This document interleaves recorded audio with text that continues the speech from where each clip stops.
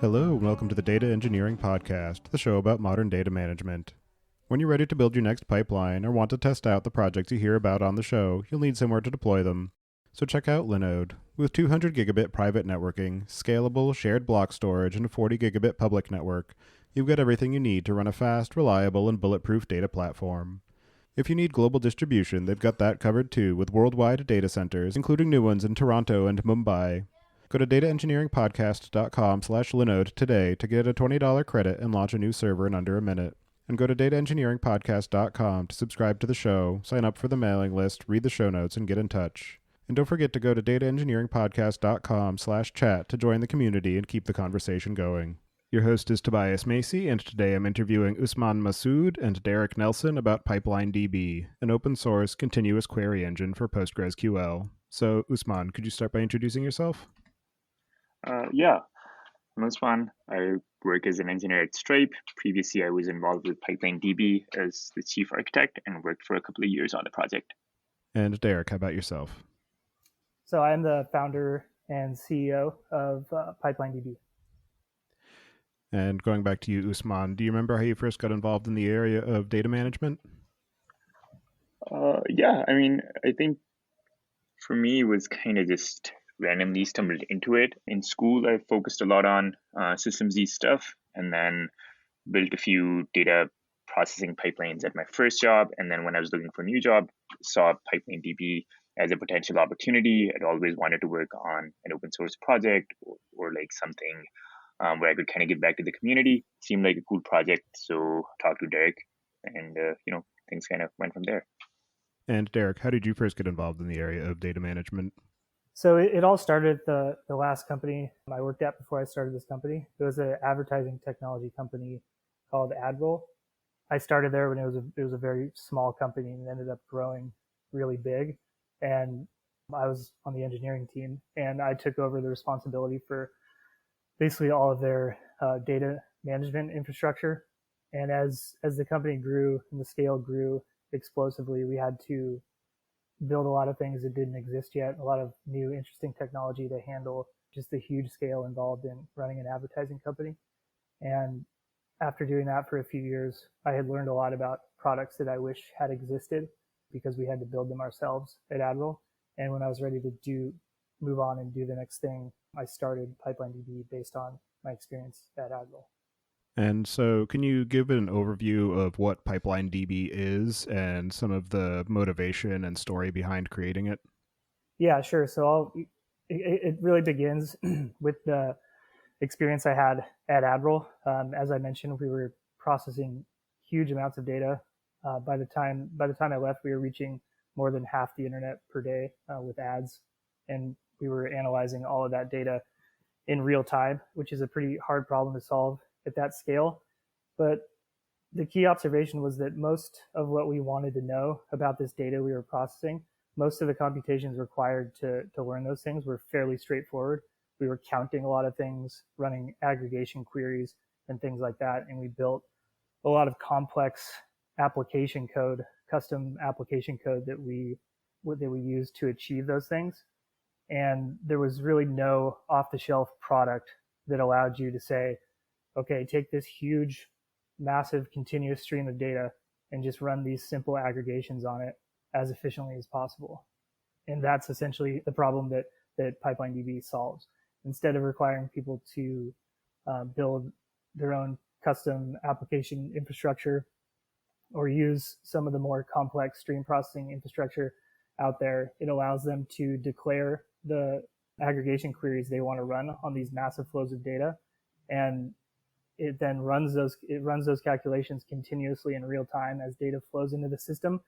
But the key innovation is that PipelineDB only stores the output of these aggregation queries. So another key observation we had at AdRoll was that the input data set was much, much, much larger by multiple orders of magnitude than the output because we were doing aggregations. It starts out with this huge voluminous stream of messy log data, one event per ad served or one event per click served or whatever.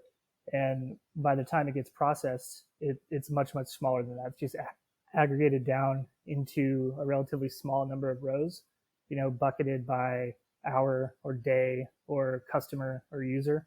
And so when we looked at that huge differential between the size of the input and the size of the output, we saw an opportunity to build a system that just never had to store the raw granular data. And because the bottlenecks in most database technologies is generally the disk, that allowed us to avoid an enormous amount of disk I/O by just aggregating all of this data in memory, only writing out the compact output to disk. And that makes PipelineDB extremely efficient, even running it on a single server deployment. And later on, I definitely want to get into some of the scaling aspects in terms of the system architecture that would be most beneficial for this deployment, and some of the discussion around discarding the raw data and some of the options there. But first, I'd like to cover what types of use cases this enables that would otherwise be impractical or intractable, and some of the main types of industries that would benefit most from the pipeline technology. So the primary area of use cases is anywhere there's like a real-time analytics dashboard being used at a company. PipelineDB is going to be a really good fit for powering that, because the main drawback of using this technology, or trade-off rather, is that you have to know these queries in advance. You have to declare them in advance, and then as the data runs through them, the results are incrementally computed.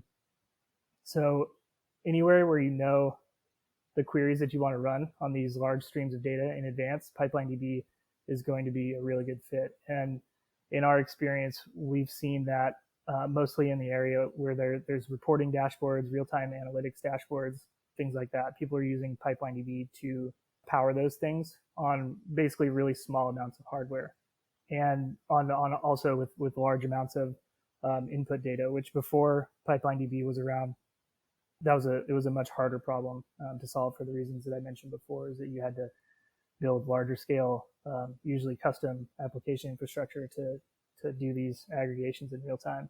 PipelineDB just makes it really, really simple. So in terms of the things it enables companies to do that they wouldn't otherwise be able to do, it allows them to analyze more data faster, essentially. They're able to, in many cases, analyze data sets that they wouldn't be able to analyze at all before, or in real time. So software companies with deep technical expertise, they can build this infrastructure, and they do themselves. So PipelineDB makes a lot of sense for companies that are producing a lot of data, but they're not necessarily software companies. They don't necessarily have the experience or the staff to build complex stream processing infrastructure. So it makes it much easier for them.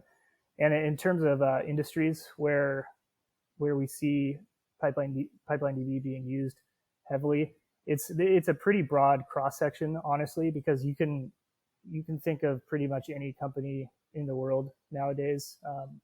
Companies are more and more becoming data-driven companies, and so pretty much every company out there will have some sort of software infrastructure that's ultimately powering real-time analytics dashboards that other people in the company are using. So the set of companies using PipelineDB is extremely broad. We do see increased usage in a few different verticals. Ad tech is one of them, which isn't surprising, because this was essentially conceived out of experience from ad tech. Telecom is another vertical where we see a lot of usage. And then beyond those two, it's a pretty broad cross section. And what are some of the major architectural concepts and design components that users of PipelineDB should be familiar with to be able to use it effectively? I think the first, and Usman, you can add to this if I miss anything. The first thing is to have a proficiency in SQL, I think, at a high level, because everything that you do with PipelineDB, you essentially do with SQL. So you'd want to have some proficiency with SQL, know how that works. You would also want to have a good understanding of how PipelineDB scales across cores on a server. We built it to be highly parallel, because stream processing is very CPU intensive because you're running all these computations on huge flows of data coming in. So you'd want to have understanding of how all the work required to run these continuous queries scales out over the CPUs on the system that you're running PipelineDB on, so that you can properly take advantage of all the hardware capacity available, I would say. Is there anything else I missed, Usman? Yeah, I think that covers most of it. I think the kind of high level concept here is I think, which Derek has mentioned before as well, is understanding if your data can be efficiently summarized.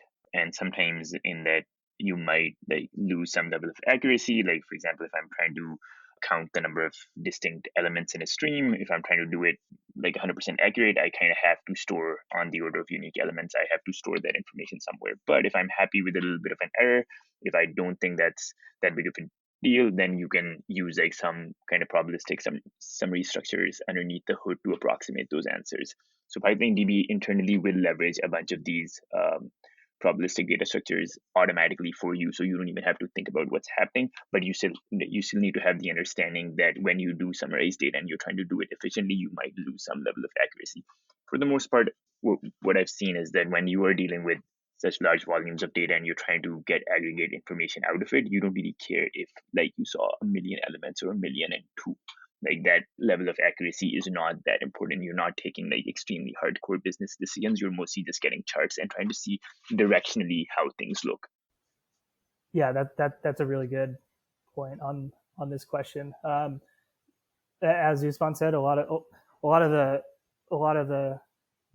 infrastructure that allows us to even run these continuous aggregations on essentially infinite streams of data use probabilistic data structures. Like for example, an extremely common aggregate operation that users use PipelineDB for is counting distinct, which means counting the number of distinct input elements. So this might have a use case in website analytics if you want to know for each hour how many distinct users viewed this URL, and that uses count distinct in PipelineDB. But to do that with perfect accuracy, as Usman said, you have to store all of the unique elements you've seen, and then when you get a new element coming in, you say, have I already added this? If not, then increase the distincts count. If so, don't do anything because it's not unique. And we use hyperlog for count distinct, which is a very compact data structure that allows you to estimate the cardinality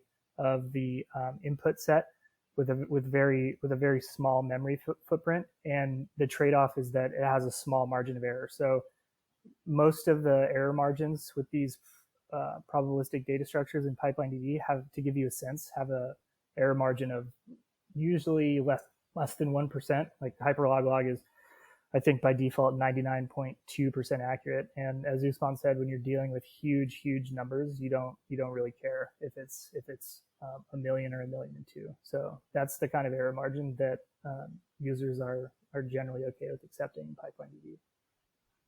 And so, given the fact that PipelineDB is implemented as a plugin for PostgreSQL, and there are a number of other very interesting and useful plugins within that ecosystem, particularly things like some recent entries, Timescale and Citus, I'm wondering what level of compatibility exists between PipelineDB and some of those other useful plugins. So with the two that you mentioned, we get asked about those pretty often. And currently there's no native integration with any other extension. So any kind of interoperability you would have between PipelineDB and another extension would be done through the primitives exposed by Postgres. Since they're all Postgres extensions, you could integrate them using whatever interfaces Postgres provides you, which are things like triggers, logical decoding, streams, replication, things like that. It's possible to integrate these extensions with those standard primitives. And in the future, I think we'll almost certainly have a native integration with Timescale DB, just because the use cases for Timescale DB and for PipelineDB have a lot of overlap. They're both essentially time series processing engines. Timescale DB is a bit different in ours, is that it stores granular data and allows you to query it very efficiently, whereas we don't store granular data. But the use cases are very similar. So we basically solve a lot of the same problems with two fundamentally different approaches. So it makes a lot of sense for these two integrations to be integrated in the future. So I think we'll almost certainly have something in that area within the coming months. In terms of Citus, there's not as much overlap in use cases as there is between us and Timescale DB. So we don't have anything to work in the works in terms of integration with them, but it is something that we get asked about relatively frequently. Yeah, as I was looking through the documentation for PipelineDB, I was envisioning using timescale for storing the high granularity data after it's been pre-aggregated by PipelineDB, so that you can sort of have the best of both worlds, where you have a constant view of what the current value is, but you still have the ability to go back and do ad hoc analyses after the fact, rather than discarding the data or having to pipe it twice into the same database or use them in separate databases. Right. Yeah. Fundamentally, that's pretty much what everybody wants to do with the two systems together, as far as I understand it. And in a lot of cases, I think that would work really well. For a lot of our users, storing the granular data, it's not even an option. It's not that they don't want to do it. It's that they can't, because they're dealing with too much data. And so a lot of our biggest users, they'll keep it somewhere. I mean, you're not going to throw away the granular data, but they'll store it somewhere cheap, like S3, for example. And then when they want to run ad hoc queries on it, they'll use something like Hive or Redshift to do batch queries, because those don't have to have real-time latency. Generally speaking, if you don't know the query you want to run in advance, then it probably doesn't have a real-time requirement anyways. So our biggest users do things that way. But for a lot of use cases, storing all of the granular data probably would be feasible. And I think in those cases, it would be really useful to have both of these extensions work together. And in terms of the ingestion capabilities for PipelineDB, I'm curious what some of the common patterns are for being able to create and populate the data streams that Pipeline is processing. Yeah, so in terms of creating the streams, it's a super simple SQL query. Basically, a stream is essentially the same as a table. So you just create a table with some columns, and then the stream exists. In terms of getting data into the system, that's also pretty simple. You just use regular SQL insert statements or copy. The bigger deployments are almost always using some sort of message bus like Kafka or AWS Kinesis, and we have connectors for both of those messaging buses that connect directly to PipelineDB. So, for example, with the Kafka connector, you basically point it to your Kafka cluster and map a Kafka topic to a PipelineDB stream, and then you just tell it to go, and it will just start consuming data into PipelineDB from Kafka. Another, I think, important observation in terms of how people are ingesting data into PipelineDB, I would say, is a lot of them, because Postgres has such rich support and functionality for JSON, a lot of users are actually creating these streams with only one column, and it's just a JSON type.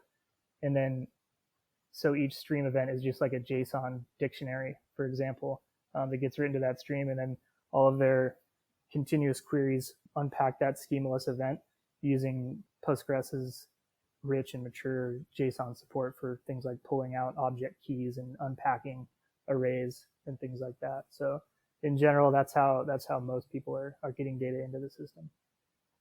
And so I think the in-memory stream table is definitely a very interesting abstraction. And I'm wondering if you can dig a bit deeper into how Pipeline overall is architected and implemented, and some of the evolution of the system since you first began working on it. Yeah, definitely. And I'm sure Usman could add to whatever I have here, because he was a big part of how this part of the system developed.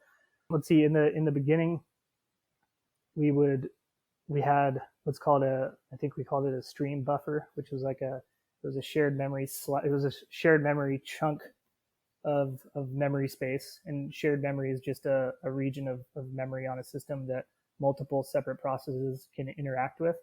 So as new data would come into the system, the process writing that event to the system would write to this stream buffer, and then other processes would essentially read from it. And as all of the events were read from the stream buffer, they would get marked as read by all the continuous queries that need to read them, and then that space would be reclaimed by new incoming events. So it was more of it was like a circular sort of queue that would just constantly get filled up and emptied as new data came into the system, and as continuous queries read those events.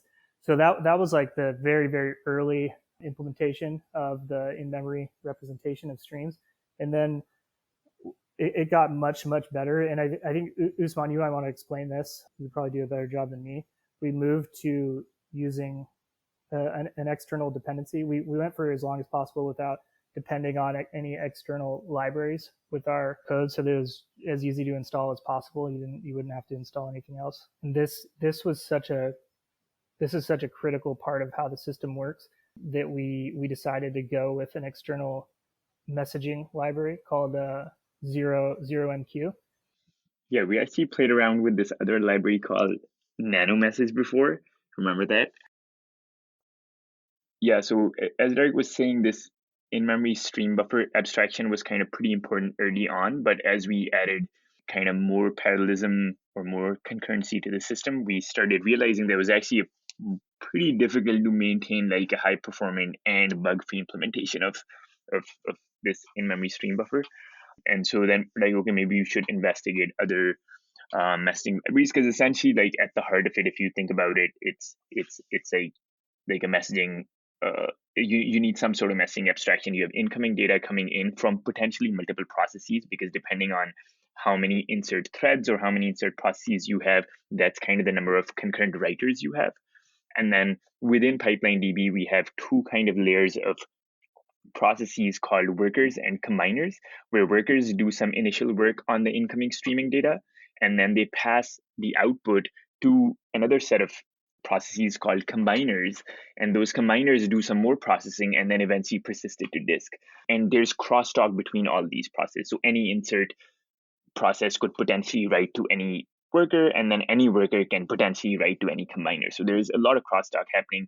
And so eventually we start off with a stream buffer, then we made like a sharded stream buffer, and kind of like eventually just gave up on the idea and started using NanoMessage, which is a messaging library made by the same guy who made ZeroMQ, I believe, and stuck with that for a while, but eventually gave that up for ZeroMQ when we started working on PipelineDB Enterprise, because ZeroMQ, I forget exactly why, but it was better for the nice thing that it gave us was that you could talk to a local process or a remote process with the same abstraction. And so we could like potentially talk to a combiner on a different node completely from a worker process, as if we were talking to a combiner on the local machine. So it kind of gave us this idea of like, even if you have 10 nodes with PipelineDB running on it, you could kind of think of it as a single giant node with all those processes, all those combiner processes running on.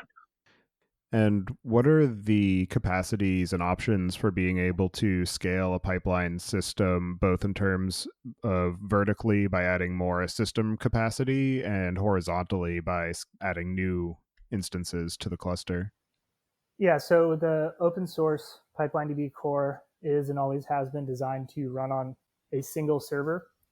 And that doesn't necessarily mean that the open source core is like a toy or like a trial version or anything like that. It's absolutely not. And the reason is because we have this system that allows you to perform all of this computation without ever storing any raw data at all. So that allows you to achieve a level of performance and scalability on a single server that you would never even be able to come close to relative to a system that has to store all of the granular data. So the open source core runs on a single server. You can add multiple read slaves for scaling out reads by using Postgres replication, for example. So you can have multiple nodes, all the data is coming into one node, and then all the changes being made as a result of that data is replicated out to all these other slaves, and you can fan your read workload out to all of those. In terms of scaling writes, that's where our business model comes in.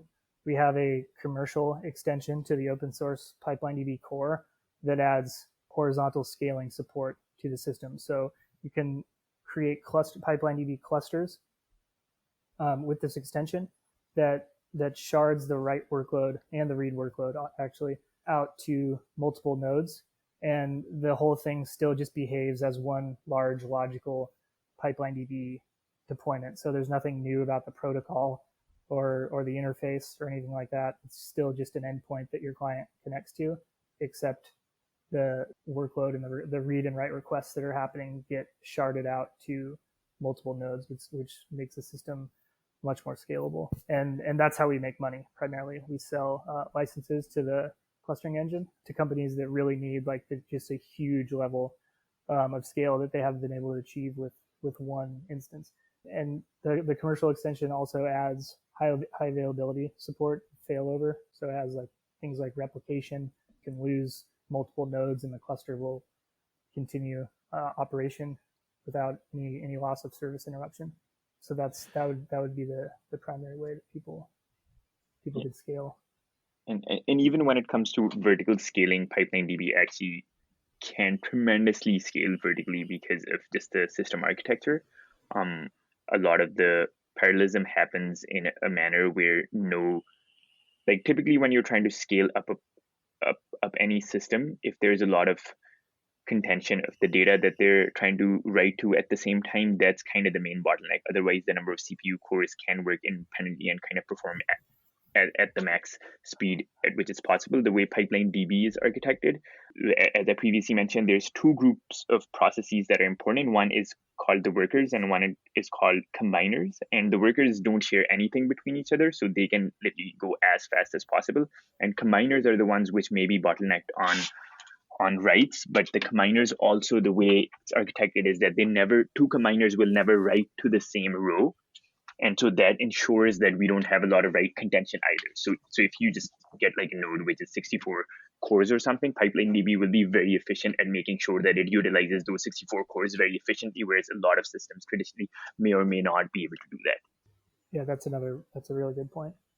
Given that the inbound data is not persisted to disk until after it's gone through the workers and combiners, I'm wondering what capacity there is for guarding against data loss in the event of a power failure or system reboot or something like that, where you don't necessarily have the advantage of the write-ahead log to be able to repopulate that stream, and some of the strategies for being able to mitigate that loss. Yeah, that's a really good question. So all of the interaction with disks by the combiner processes is still fully transactional. So if a combiner has updated the row that it needs to, or the rows that it needs to, and that succeeds, the result is durable. So it will survive a power failure just like any other row in a regular Postgres table.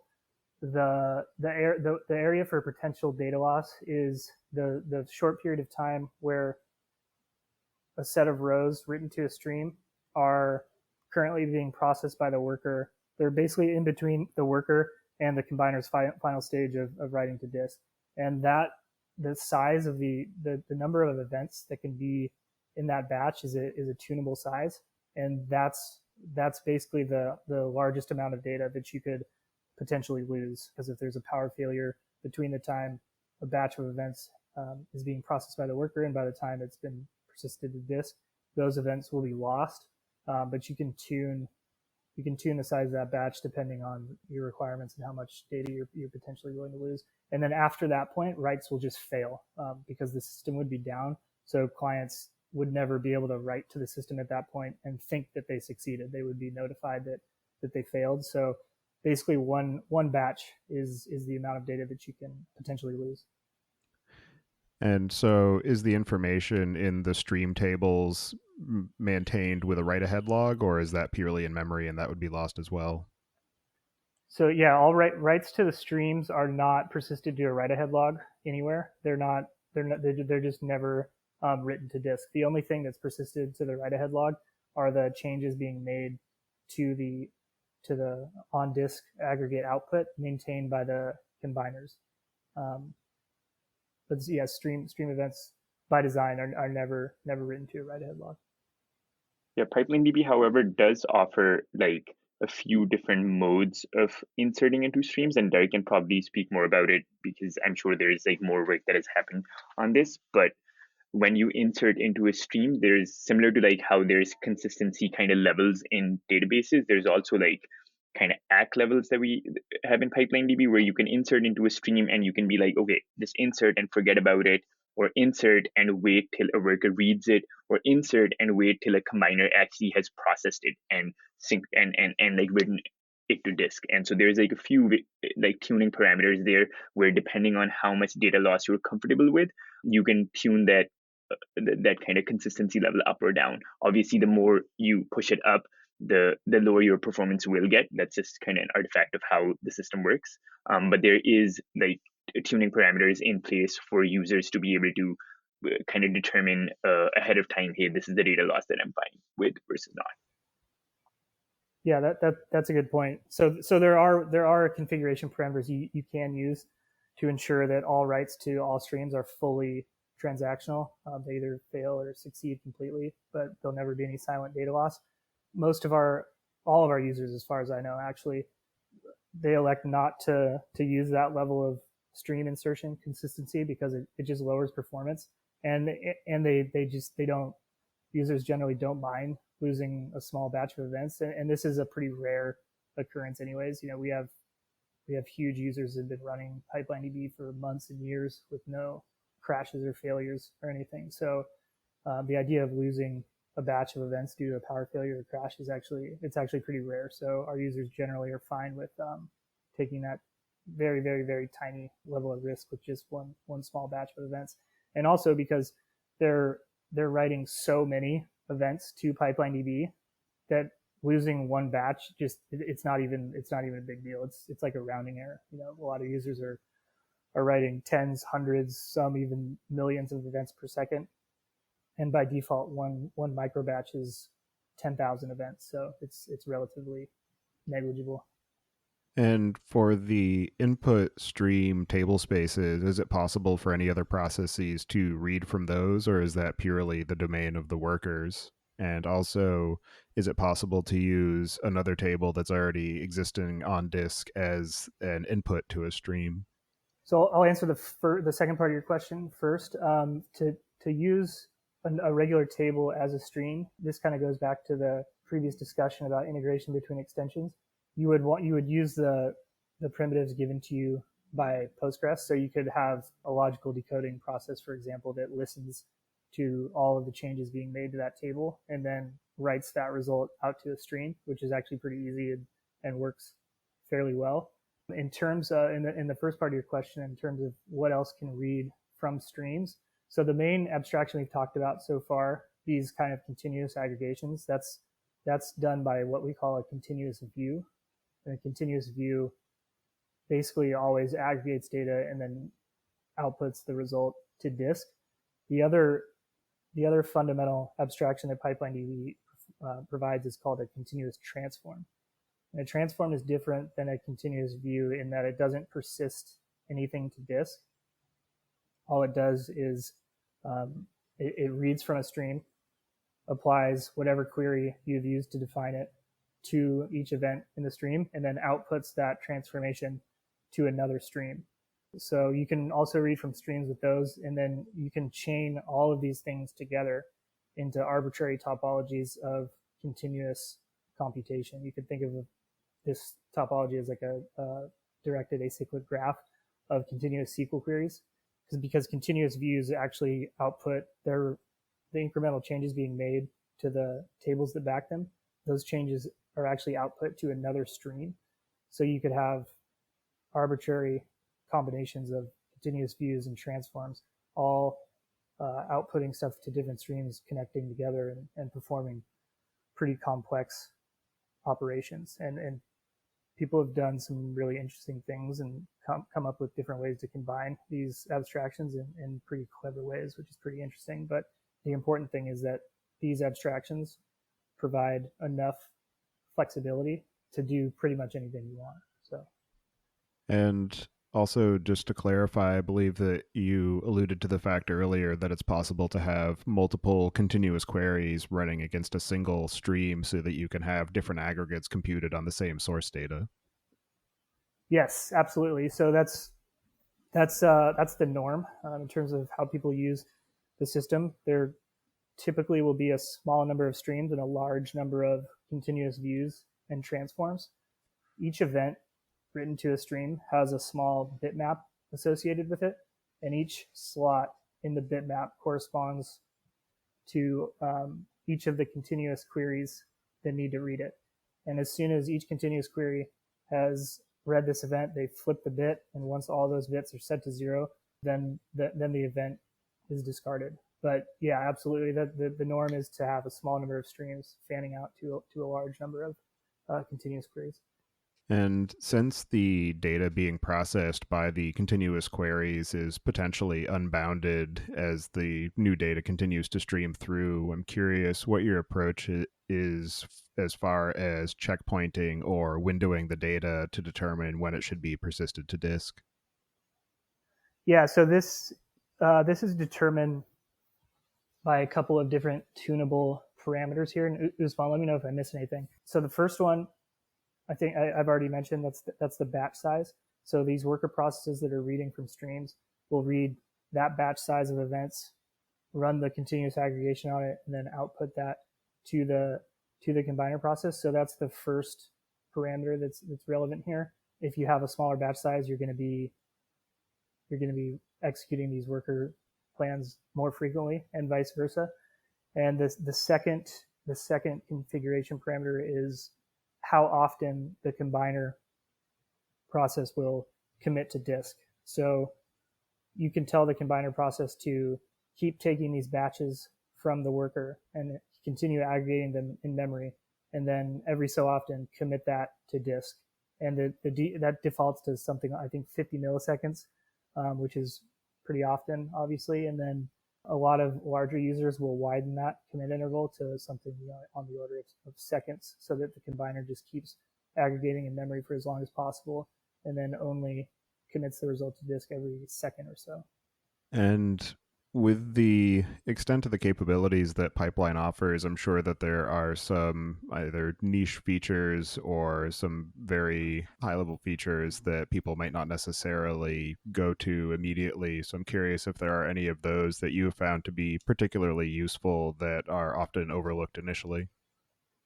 Yeah, I would say what immediately comes to mind is some of the more advanced aggregates that we provide that use fairly interesting probabilistic data structures like Bloom filters and filtered space saving and things like that. And in the previous versions of PipelineDB, before we hit 1.0, they were kind of named after the actual data structures that powered them. So filtered space saving, for example, is used to compute top K, like heavy hitters. That's something where you want to say, what are my top traffic sources? Just keep the top 10 in memory or something like that. But it would be called, that one was called like FSS ag, for example. And I think a lot of people, they weren't particularly familiar with what these data structures were and how they could be used to actually be helpful to them. And so I think we probably alienated some users by not giving those things more intuitive names. And so we actually renamed them in the recent 1.0 release. We renamed the aggregates and functions that use these data structures based on what they're actually for. So FSS ag is now called top K ag. And then there's several others that follow the same examples. So I think a lot of people probably had no idea that these things could be extremely useful for them. So we're seeing more people use these aggregates now that they're named something more intuitive. I would say the other thing that is very powerful that users may not know about is the capability, and this really comes from Postgres, less than PipelineDB, the capability of implementing user-defined functions to include in your continuous views and transforms that can do whatever you want, basically. If there's something that you need to, if there's some computation that you need to run on your streams that you can't accomplish with the out-of-the-box functionality that PipelineDB gives you, you can fairly easily just write functions in any programming language you want and then start using those in your continuous queries. And it's actually super easy. I think a lot of people probably are intimidated by that, even though it's actually really easy to do with Postgres. Postgres has done a fantastic job of making that interface really usable for people. But I think a lot of users, they don't really consider taking that approach. So, Usman, did I miss anything there? Yeah, I think one more thing which is like a pretty cool abstraction, and usually like if you try to do it with any other system, it's actually a very like complex problem to do, is the ability to form like kind of DAGs or like nested computations. So Derek briefly mentioned that there's two different types of primitives that PipelineDB offers. One is a continuous transform, which doesn't really persist anything to disk. It's kind of just like this thing where a stream comes in and a stream comes out. And then there's a view where kind of stream comes in and it persists some state to the database. So you can think of it as like a sink. But there's another cool thing that these views also output, is called, like, I think we used to call it like an output stream or a delta stream. I'm not sure what the exact nomenclature now is, but the idea is that every single time something changes in a continuous view, so for example, if you are doing something like, hey, I want to count the number of times this button is clicked every minute, every single time that count changes, say it changed from 5 to 10, a new event will be emitted in the output stream of that view, which will say the count changed from 5 to 10. And then that output stream can further be consumed by more transforms and views. So you can kind of make this giant tree of computation. And I think that's something that, like, a lot of times people, when they're thinking about how to design their queries, they don't think about it in that form. They'll just kind of have like a flat topology where they'll just create like 10 different views, where you could potentially make it a little bit more efficient by creating maybe like 2 views and then have 2 views which are kind of nested underneath it, and then maybe a final view which actually reads the output of the views, something like that. So I think that's just a little bit more of like a complex way of thinking about things, but it does make the system a lot more efficient because you are reducing the amount of compute that you have to do. Yeah, that's a really good point. I'm glad you raised delta streams. I'll just make a quick note on delta streams. These things are very cool. As Usman said, each change made to a continuous view is essentially emitted into a new stream. So you can think of the streams like, okay, +2, +1. We just had to change the count from 3 to 4, from 4 to 5. And you can consume that stream of changes to ultimately change the aggregation level of an upstream continuous view. This is a very, very common pattern with PipelineDB that people do. So a lot of users will say, okay, start aggregating into 1 minute buckets. So for each minute, I have a row with all the aggregate data, but then that table could get pretty big, obviously, over the course of weeks or months. So they'll say, okay, set the time to live on that upstream continuous view to a week. Any data older than a week will be automatically purged in the background, and then you could consume its delta stream to aggregate that data into a lower aggregation level, like day or month, for example, which would allow you to keep it for a longer term without basically the same information over a longer term, without letting the initial upstream continuous view grow without bound. And that seems like it would be very useful for people who are leveraging Pipeline for a systems monitoring type of use case. And it also brings some possibilities in terms of alerting capability, where you're using the continuous view to keep the current value updated, but then you can also use the delta stream. For instance, if you're computing it every minute, compute another continuous aggregate over the delta stream for the past 10 minutes or something, so that you can do something like a standard deviation, where if one of the values in that delta stream is outside of a normal bound, use that to trigger some function which might generate an alert. Right. Yeah, exactly. So I would say that probably 75 or 80% of the PipelineDB use cases are in the areas that I mentioned before, powering real-time analytics dashboards, things like that. And then the remaining portion of the use cases are pretty much exactly what you just outlined, doing things like real-time alerting and monitoring, and things like that. So yeah, that's absolutely something that users do. And in terms of consuming the output of the continuous views in real time, I'm wondering if there are any built-in functions of PipelineDB for being able to push that information to the consumers, or if it's something where you would just pull that table on whatever time interval you care to view the output. Yeah, so in general, the approach would be like let's think about a dashboard, for example. The user sets a date range, and then that would issue a query to PipelineDB, and then the result would just be rendered. So it's more on demand. I wouldn't necessarily say that people like continuously pull PipelineDB. It's more so that whenever they want to know the most up-to-date result, they'll just issue a query to the system, whether that's a dashboard or a person or whatever, because all of the aggregate data is just always up to date. So every time you query it, you'll get the most up-to-date result, and it's usually very fast and low latency because you're not scanning and aggregating all of this granular data over and over and over again on demand. So that's the primary way that people get data out of the system. And then there are ways to push data out to consumers also. This kind of goes back to the user-defined functions topic that I briefly talked about. People have written their own functions that push data out to a Redis pub/sub channel, for example, that some other application is connected to subscribe to the most recent results and things like that. And then, for example, our Kafka connector that people use to natively connect PipelineDB to Kafka. It's primarily used for consuming data from Kafka into a PipelineDB stream.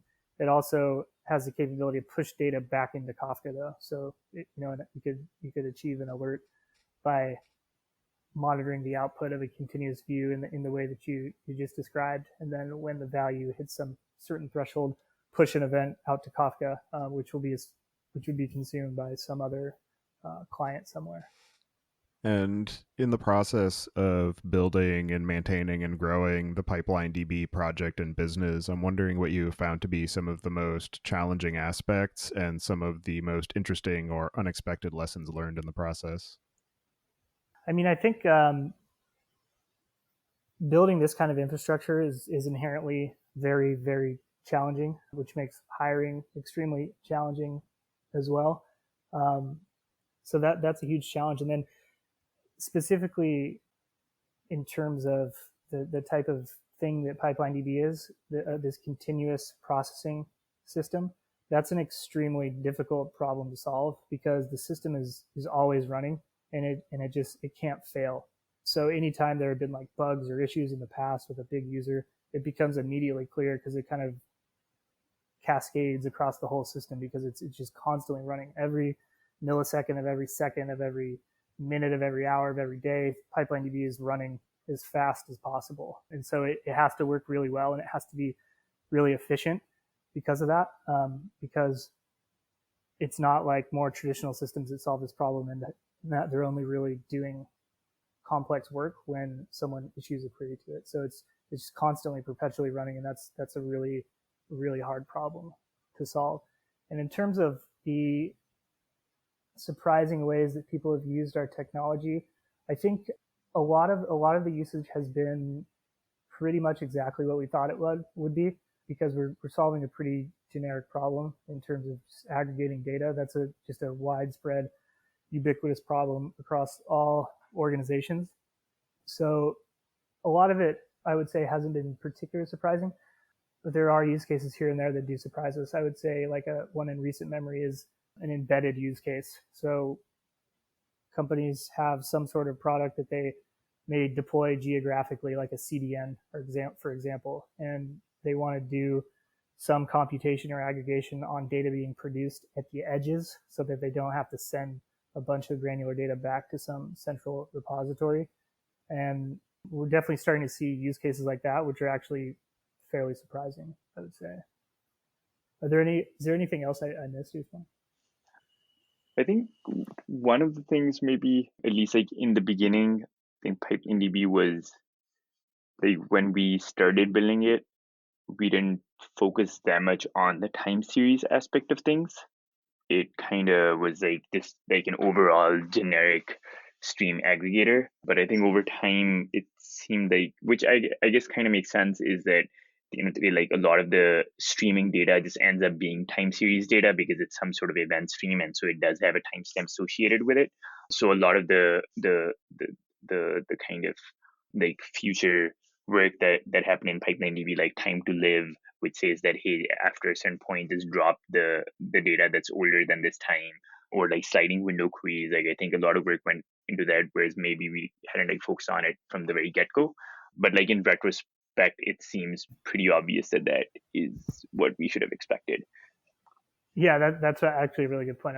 I'm glad you brought that part up. So I would say overall, PipelineDB is not, at this point, I wouldn't call it like a stream processing engine or a streaming analytics engine or anything like that. It's absolutely a time series analytics engine. And the reason is that when you talk about things like stream processing, there's a particular capability in that discipline that I would call, event by event ordered processing, where users want to say, if this event happens, then this one, and then this one, do this. And most traditional stream processing systems will have that capability as a first class feature. We never added anything to facilitate ordered event by event processing. We never wanted to. And so when you look at like a stream processing engine minus event by event ordered processing, what you end up with is time series analytics. So that's definitely what PipelineDB has come to be, not a stream processing engine, but a time series aggregation engine. Yeah, and that brings up one other question too, in terms of the challenges of being able to process those unbounded time-oriented streams of data, is some things along the lines of processing out of order events and figuring that out. But that's definitely something that's more in terms of the specific use cases of the user. Right. Yeah. There are, what we found with PipelineDB, there aren't many requirements to perform any sort of ordered event by event processing. Usually, if people have that requirement, we'll tell them that PipelineDB probably isn't the tool that they're looking for.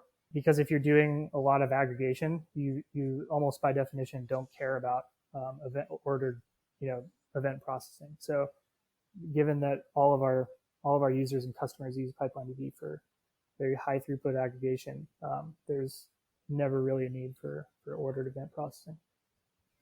And you already answered the question a little bit, but are there any other cases where PipelineDB would be the wrong choice and you would actively discourage someone from using it for a given use case? Yeah. As I said, definitely strongly ordered event by event stream processing. PipelineDB is not going to be the right system for the job in those cases. And then there are a couple more. I would say, obviously, if you're not using SQL, or if the continuous queries that you're running on this data can't be expressed within the abstractions given to you by SQL, then PipelineDB is definitely not going to be a fit because it's all SQL based. And I would say, if you're doing a lot of ad hoc querying, PipelineDB is not going to be a fit either, because, as I mentioned, all of these aggregation queries, you have to know them in advance, declare them in advance, and then the results just start updating from that point forward. So if you're running a lot of ad hoc queries, then a system like that it's going to be too restrictive for you. And so we would actively discourage people from using PipelineDB if they had a lot of ad hoc queries they wanted to run. And by a lot, I mean the vast majority of the queries running against the system would have to be ad hoc. There's like an analyst somewhere connected to the database, and every single query that she runs is different from the one before. Then PipelineDB would be a little bit too restrictive. I should also mention, though, that the output of continuous views, as we've discussed, is stored like just regular SQL tables. So you can further query those however you want. You can run further aggregation queries on the output of a continuous view. You can join the results with another table or continuous view. So people do a lot of further final processing on the continuously updating output of continuous views. But if you really need to run a lot of unique ad hoc queries, on all of your granular data, then PipelineDB is not going to be the right tool for the job. Yeah, I think the other thing to mention here would be that even when you're doing stream aggregation, like it only makes sense if you're aggregating your data down by a lot. Like say if I have a stream where my typical aggregate row, it only processes on the order of like 1 or 2 events. And so at that point, like my aggregation there is basically not really reducing the input size that much. So if I have a billion events coming in and I end up storing 900 million rows, it's not really doing any like large aggregation. So PipelineDB is like shines the most when the input size versus the output size is like an order of magnitude or 2 orders of magnitude different. I think that's when PipelineDB is extremely efficient, and that's kind of like the crux use case for it. Derek, your comment too reminded me of one of the other things that we didn't discuss earlier that we don't necessarily need to dig into, but that because of the fact that the aggregations are being computed within the boundaries of your Postgres database, it also enables you to join that information to existing tables so that you can enrich the events as they're coming in with additional facts and metadata that you already have stored from other tables and other applications potentially, which is one of the other ways that it stands out from a generic stream processing engine. Right. Yeah. As you mentioned, because everything's happening basically on top of Postgres, you can include other relations, like tables and views, as part of a continuous views definition. So you can join a stream onto a table, and then run your query on that joined result. So the example you mentioned is spot on. What a lot of people will do is their events coming in may have like a user ID, for example, like a number, but they want to run queries on more than just the user ID. They might want to attach the user name, the user account number, or the user's geographical location, whatever the case may be, and they can use stream table joins to achieve that. And so now that you've hit the 1.0 milestone, I'm curious what you have planned for the future of PipelineDB. Yeah, we've been really excited to get the 1.0 release out. It's been less than 2 months since we released it, and it's 1.0 is already the most popular version that of PipelineDB that people are running, which is crazy because the other releases have been running for multiple years now. So I think packaging it up as an extension really just made things a lot easier for people. And in terms of looking forward, the next major piece of functionality that we're excited about adding to PipelineDB is partitioning automation. And what that means is currently continuous view tables are stored as just a single table. And so if those get really, really big, the query performance in terms of retrieving data from it, querying data, can degrade over time as the continuous view continues to grow and grow and grow. And for ones that are really big, that can be problematic. Nobody wants to see their query latency slowly increase over time. So what partitioning automation is going to do is that continuous views will be structured as multiple separate tables. They'll behave as one logical table still, but they'll be physically stored on disk as many separate partitions of the same data.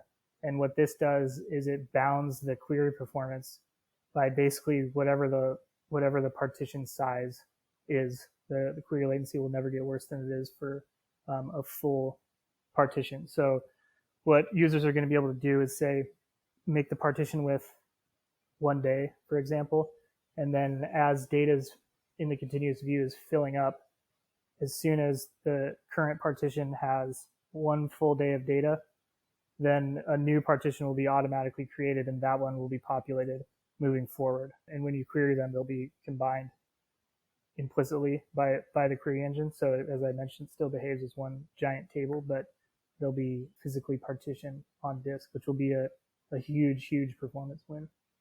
And then the other thing I'll mention is integration with something like TimescaleDB. That's definitely in the works, and a lot of people have been asking for that. So I think we'll be really happy to get something out in that area moving forward as well. Are there any other aspects of PipelineDB or the work that you're doing at the business aspects of it or anything along those lines that we didn't discuss yet, which you think we should cover before we close out the show? I think things have been pretty well covered. Usman, can you think of anything? Well, for anyone who wants to get in touch with the both of you, I'll have you add your preferred contact information to the show notes. And as a final question, I'd like to get each of your perspectives on what you see as being the biggest gap in the tooling or technology that's available for data management today. I can start off on that, I guess.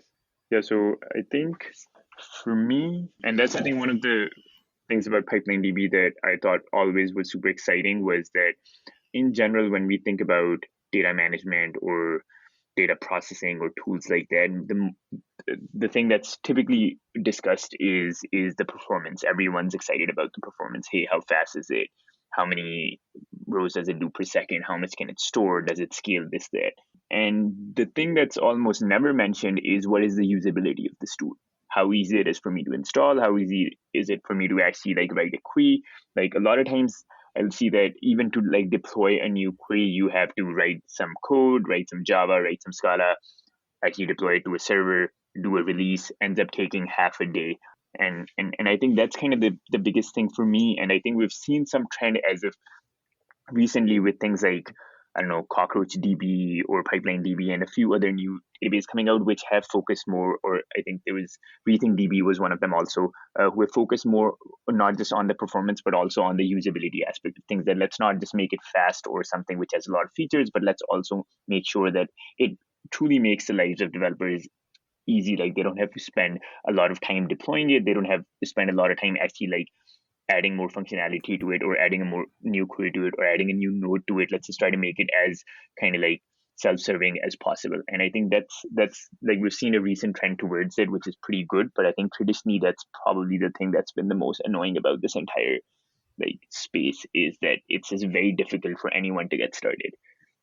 Yeah, I would say I can't think of anything I would say beyond that. I think I would agree that that's probably the biggest, most widespread gap in tools in this space, because otherwise, honestly, I think the state of the technology available in the space of data management, my honest take is that it's actually really good. There's been a lot of innovation over the years, particularly in recent years, and you can pretty much at this point find a tool for processing and managing data that's actually pretty good. Most of them are highly specialized because they're all, generally all these different systems are focused on doing one thing relatively well. And that's generally because in order to get scalability and performance, you typically have to sacrifice flexibility. And so the result of that idea is that there are a lot of tons and tons and tons of very specialized tools out there. But honestly, I think that the state of the art in this space has never been better, and there's something pretty good out there. Probably many tools that are pretty good out there for pretty much anything you want to do. And yeah, as Usman mentioned, usability is the only real widespread deficiency that I would say exists. Well, thank you both for taking the time today to join me and discuss the work that you've done with PipelineDB. It's definitely a very interesting project and one that fills a very useful space, particularly for people processing large volumes of data. So I appreciate you taking the time, and I appreciate your efforts on the project, and I hope you enjoy the rest of your days. Thanks for having us. Likewise, thanks for having us, Tobias.